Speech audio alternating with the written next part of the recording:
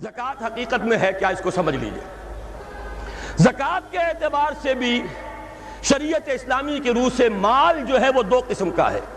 جیسے زمین میں نے عرض کیا دو قسم کی ہے، خراجی عشری، ایسے ہی مال باطنی، اموال باطنی۔ کسی شخص نے گھر میں کچھ پیسہ رکھا ہوا پس انداز کر کے، یہ اموال باطنی ہے۔ کسی نے زیور رکھا ہوا ہے، چلیے سونے کی ڈلی رکھ لی ہے کسی نے، کسی برے وقت کے لیے، پتہ نہیں نوٹ جو ہیں وہ تو دھیلے کے رہ جائیں، جیسے کویتی دینار ہو گیا تھا، کہیں ایسی آفت نہ آ جائے کوئی تھوڑا سا سونا لے کر رکھ لو۔ یہ جو گھر میں چھپا ہوا مال ہے یہ اموال باطنی ہے، ان کی زکوٰۃ اسلامی ریاست نظام خلافت زبردستی نہیں لیتی، ورنہ تو گھر گھر جا کے جامع تلاشی کرنی پڑے گی، ٹرنک کھولنے ہوں گے، تکیے ادھیڑ کر دیکھنے ہوں گے کہیں کچھ رکھا ہوا تو نہیں ہے۔ اسلام کا نظام فطرت ہے۔ اموال باطنہ میں آپ کو آزادی ہے، زکوٰۃ دیں جسے چاہیں دے دیں، آپ کا اور اپنے رب کا معاملہ ہے، وہاں حساب جا کے دے دیجئے گا۔ اموال ظاہری کی زکوٰۃ جبراً لی جائے گی۔ وہ کیا ہے؟ یہ مال ہے جو دکانوں میں ہے، اموال تجارت۔ یہ فیکٹریاں ہیں جن میں فنشڈ پروڈکٹ بھی ہے، خام مال بھی ہے۔ یہ بھیڑ بکریوں کے گلے ہیں، ہزار ہزار بھیڑیں اور ہزار ہزار بکریاں، اونٹوں کی قطاریں، یہ ہے جو ظاہر مال ہے، سامنے ہے، کہاں چھپا کر لے جائیں گے؟ گودام بھی ہے تو وہ گھر تو نہیں ہے، گودام کی تلاشی ہو سکتی ہے، دکان کا حساب لگایا جا سکتا ہے۔ فیکٹری کے اندر اس کی زمین، اس کی مشین، اس کے ٹولز ایگزمپٹ، اس پر زکوٰۃ نہیں ہے۔ لیکن جو بھی مال ہے اس میں وہ دو شکلوں میں ہوگا، یا خام مال ہے، کپڑا بنانے کا کارخانہ ہے تو دھاگا پڑا ہے اتنے کروڑ کا، تیار کپڑا ہے اتنے کروڑ کا، اس کا 2.5% دے دیجئے۔ مال ہے 5 لاکھ کا، دکان کے اندر 2.5% دے دیجئے، اموال ظاہرہ ہے۔ اور اس میں اس سے کوئی غرض نہیں کہ سال بھر میں آپ نے کچھ کمایا کہ گوایا۔ جب تک آپ نصاب کی حد سے اوپر ہیں، چاہے آپ کا اس سال میں آدھا مال گیا، 10 لاکھ کی مالیت تھی، اب آپ 5 لاکھ کے ہیں، لیکن 5 لاکھ پر بھی آپ کو 2.5% دینا ہے، چاہے کمایا ہو چاہے گوایا ہو۔ اور یہ ٹوٹل پر ہے، کسی اکاؤنٹنٹ کی ضرورت نہیں، جو تاریخ معین ہے جا کر دیکھیے کیا مال پڑا ہوا ہے، 2.5% حساب کر کے دے دیں۔ اتنی رقم آئے گی۔ ابھی جو کہہ رہے تھے جنرل صاحب کہ یہ نعرہ بھٹو نے لگایا، یہ بالکل وہی بات ہے جو علامہ اقبال نے فرمائی ہے۔ مغربی تہذیب میں بھی ایک حصہ حق کا ہے، اگرچہ باطل نے اس کے اوپر پورا غلبہ حاصل کر لیا، لیکن حق کا حصہ اس میں بھی تھا۔ وہ کیا تھا؟ اوہام پر اپنی بات نہ قائم کرو، لا تقف ما لیس لک بہ علم ان السمع والبصر والفؤاد کل اولئک کان عنہ مسئولا۔ علم پر بات کرو، وہم پر نہیں، محض تصورات پر نہیں، محض توہمات پر نہیں، علم پر۔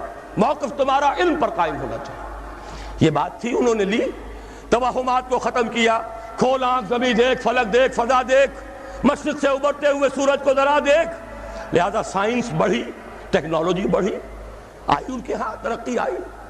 اسی طرح یہ سمجھ لیجئے روٹی، کپڑا اور مکان کوئی کافرانہ نعرہ نہیں تھا، یہ افراد کا بنیادی حق ہے، اور تاریخ انسانی میں پہلی مرتبہ عمر فاروق نے اس حق کا بیان کیا۔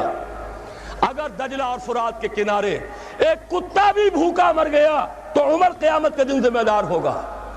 کون مارکس ہے، کیا پدی اور کیا پتی کا شوربہ، کون کوئی جدید تصورات دینے والے ہوں گے؟ یہ کل کی پیداوار ہے اور آج ختم ہو چکے، آج ان کے چہروں پر کالک بری جا رہی ہے، آج ان کے مجسمے گرائے جا رہے ہیں۔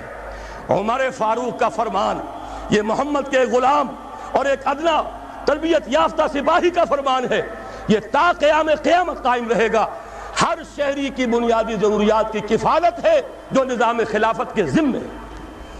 اور اس میں تو جیسا کہ میں نے عرض کیا، اس میں تو حضرت عمر نے مسلمان نہیں کہا، صرف مسلمان نہیں، جانوروں تک بات پہنچا دی۔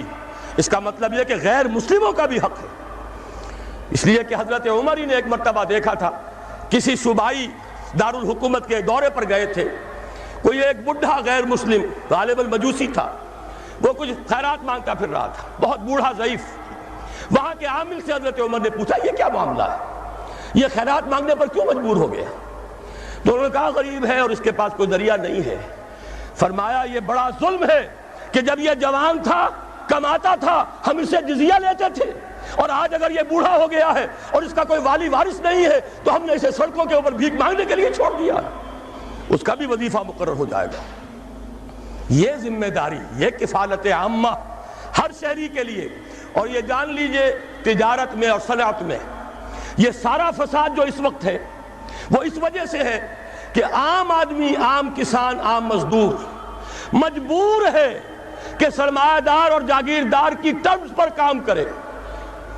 نہ کرے گا تو کیا کرے گا؟ ٹریڈ یونین بنا لیجئے، وہ بھی جے بی ٹریڈ یونین بنا لیں گے، ان کے اپنے ایجنٹ ہوں گے. اب لڑیے، خون کس کا جائے گا؟ مزدور ایک دوسرے سے ٹکرائیں گے، کچھ حاصل نہیں. اسلام نے کیا نظام دیا ہے؟ آپ غریب کو ضمانت دے دیجئے، اگر تمہیں صحیح ویج نہیں مل رہی، تمہیں صحیح مبادلہ نہیں مل رہا اپنی محنت کا، مت کام کرو. تمہیں بھوکا نہیں مرنے دیا جائے گا، تمہاری بنیادی ضروریات کی کفالت ریاست کرے گی. اب ہوئی برابر کی چوٹ. اگر کارخانے دار کہہ سکتا ہے کہ اگر آپ کو یہ چیز منظور ہے کام کیجئے ورنہ جائیے، سب مزدور چلے جائیں گے، میں لاک اپ کر دوں گا، کارخانہ بند کر دوں گا. لیکن یہ کہ مزدور اس وقت یہ نہیں کہہ سکتا. وہ تو کہے گا جناب اسی تنخواہ پر کام کروں گا، اس لیے کہ ایک دن کام نہ کرے شاید بچ جائے، 2 دن کام نہ کرے بچ جائے، 30ویں دن فاقہ آئے گا، اس کے پاس کھانے کو نہیں ہے.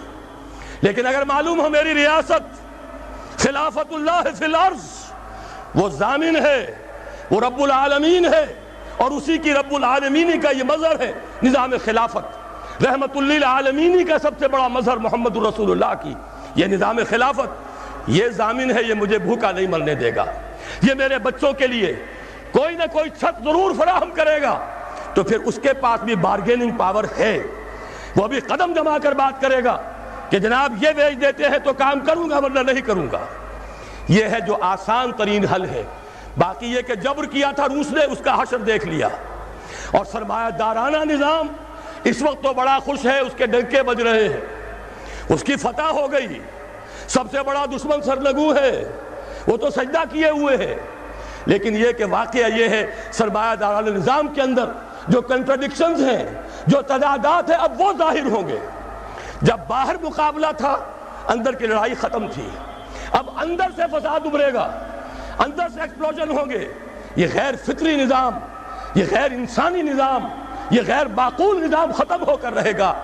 کاش کہ اس کی جگہ صحیح، معتدل، متوازن، عادلانہ نظام خلافت، اس کا کوئی نمونہ ہم دنیا کے سامنے پیش کر دیں. اس وقت پوری دنیا کی طرف ہماری ذمہ داری ہے. ساری نوع انسانی کے ہم مقروض ہیں کہ ہمارے پاس ہدایت ہے، لیکن ہم اس پر خزانے کا سانپ بن کر بیٹھے ہوئے ہیں، نہ خود عمل کرتے ہیں نہ دوسروں کے سامنے نمونہ پیش کرتے ہیں.